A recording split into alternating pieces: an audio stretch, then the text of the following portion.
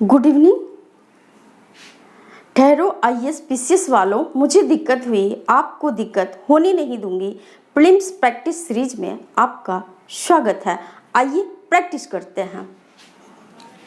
Question number first, आचार संहिता के संबंध में निम्न कथनों पर विचार करें। स्टेटमेंट ए, राष्ट्रपति को यह अधिकार है कि वह लोक सेवकों हेतु आवश्यक आचार नियमों का निर्धारण करे। स्टेटमेंट बी, केंद्र सरकार के विभिन्न वर्गों के कर्मचारियों हेतु अलग अलग आचार संहिता का निर्माण नहीं किया जा सकता। स्टेटमेंट सी, यह लोक सेवकों हेतु बाध्यकारी होता है। स्टेटमेंट डी, कोई भी लोक सेवक सरकार की नीतियों के संबंध में वाक एवं अभिव्यक्ति की स्वतंत्रता के तहत कुछ भी बोल सकता है। उपर्युक्त में से कौन सा ऑब्लिक से कथन सत्य है? ऑप्शन नंबर फर्स्ट ए एवं C, option number second B एवं C, option number third C एवं D and option number fourth A एवं डी। हमारा सही आंसर होगा ऑप्शन नंबर फर्स्ट ए एवं सी। बी और डी हमारा स्टेटमेंट रॉन्ग हो गया। तो क्यों, आइए समझते हैं। सबसे पहले बात करते हैं आचार संहिता। संहिता है कानूनों का सेट, समूह। किससे संबंधित? आचार से, आचरण से संबंधित, व्यवहार से संबंधित। और किनके आचार से संबंधित, व्यवहार से संबंधित?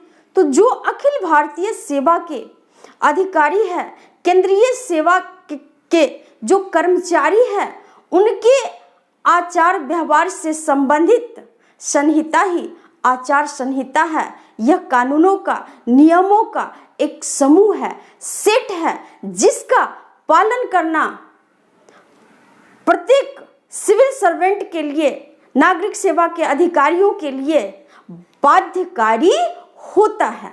आपको ध्यान में रखना है, जो कि हमारे स्टेटमेंट सी में है। ओके। और यह संहिता, आचार संहिता क्यों बनाया गया?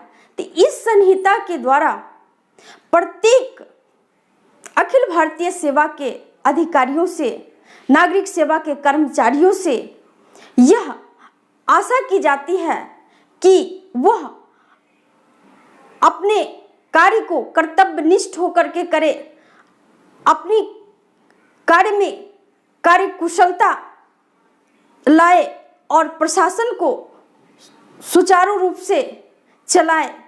एक तरह से यह अधिकारियों के, कर्मचारियों के आचरण को और प्रशासन के प्रति उनका जो कर्तव्य है उसको रेगुलेट करने का,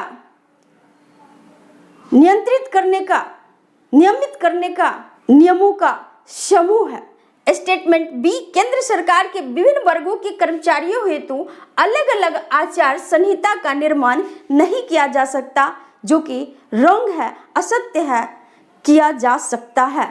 अखिल भारतीय सेवा के अधिकारियों के लिए अखिल भारतीय सेवा नियम 1954 तथा 1968, इसके अतिरिक्त केंद्रीय सेवा के कर्मचारियों के लिए केंद्रीय सिविल आचरण नियम 1964 का प्रावधान किया गया है। स्टेटमेंट डी, कोई भी लोक सेवक सरकार की नीतियों के संबंध में वाक एवं अभिव्यक्ति की स्वतंत्रता के तहत कुछ भी बोल सकता है। ऐसा नहीं है। कोई भी सिविल सर्वेंट या अखिल भारतीय सेवा के अधिकारी या केंद्रीय कर्मचारी सरकार के नीतियों के विरोध में कुछ भी नहीं बोल सकता। और कुछ एजेंसियां जैसे रॉ, आईबी आदि भी न ही सरकार की नीतियों के खिलाफ कुछ आवाज उठा सकती है, न ही कोई संगठन बना सकती है।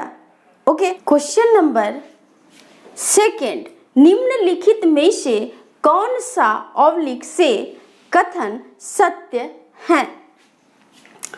स्टेटमेंट ए, जनजातीय सलाहकार परिषद का गठन अनुसूचित क्षेत्रों में किया जाता है। स्टेटमेंट बी, जनजातीय क्षेत्रों में स्वशासी जिलों का गठन करने, हटाने, उनके नामों एवं सीमाओं में परिवर्तन का अधिकार राज्यपाल को है। स्टेटमेंट सी, राज्यपाल को यह अधिकार है कि वह किसी भी क्षेत्र को अनुसूचित घोषित कर सकता है। स्टेटमेंट डी, मैती जनजाति इम्फाल घाटी मणिपुर में पाई जाती है। Option number first A, B एवं D. Option number second B, C एवं D. Option number third A, B एवं D and option number fourth कोई नहीं।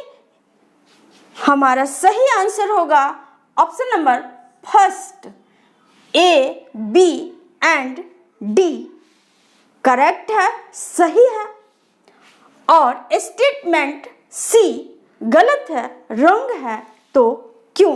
अनुसूची 5 में असम, मेघालय, त्रिपुरा, मिजोरम को छोड़ करके अन्य राज्यों के अनुसूचित क्षेत्रों एवं जनजातियों के बारे में प्रावधान किया गया है, जबकि अनुसूचित 6 में असम, मेघालय, त्रिपुरा, मिजोरम के जनजातीय क्षेत्रों के बारे में प्रावधान किया गया है।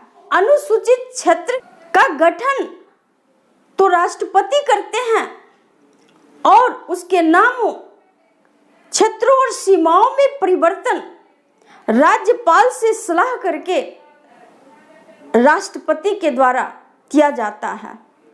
राज्यपाल का यह कर्तव्य होता है कि अनुसूचित क्षेत्रों के प्रशासन के बारे में राष्ट्रपति को वार्षिक या जब राष्ट्रपति राज्यपाल से इस संबंध में कोई सूचना मांगे तो राज्यपाल का यह कर्तव्य है कि संबंधित अनुसूचित क्षेत्रों के प्रशासन के संबंध में राष्ट्रपति को अवगत करवाए।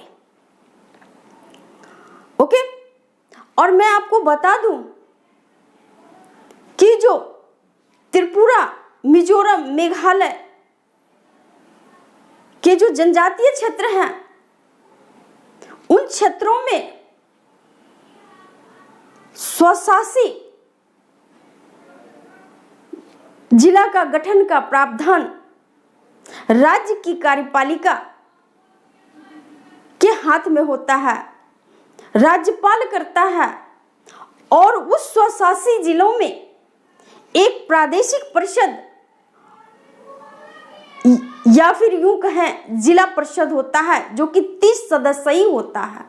और वह जिला परिषद ग्राम परिषद का गठन करता है और उस जिला परिषद या प्रादेशिक परिषद को भूमि राजस्व वसूल करने का भी अधिकार होता है। आपको ध्यान में रखना है। स्टेटमेंट सी, राज्यपाल को यह अधिकार है कि वह किसी भी क्षेत्र को अनुसूचित क्षेत्र घोषित कर सकता है। यह अधिकार किसको है? राष्ट्रपति को है, न कि राज्यपाल को है। मैती जनजाति इम्फाल घाटी मणिपुर में पाई जाती है, अभी खबरों में था। और आपको एग्जाम से पूछा जा सकता है मैती जनजाति किस राज्य से संबंधित है, तो मैती जनजाति के द्वारा अभी एसटी का दर्जा मांगा जा रहा है कि उसे अनुसूचित जनजाति का दर्जा दिया जाए। आज के लिए इतना ही। थैंक यू, धन्यवाद।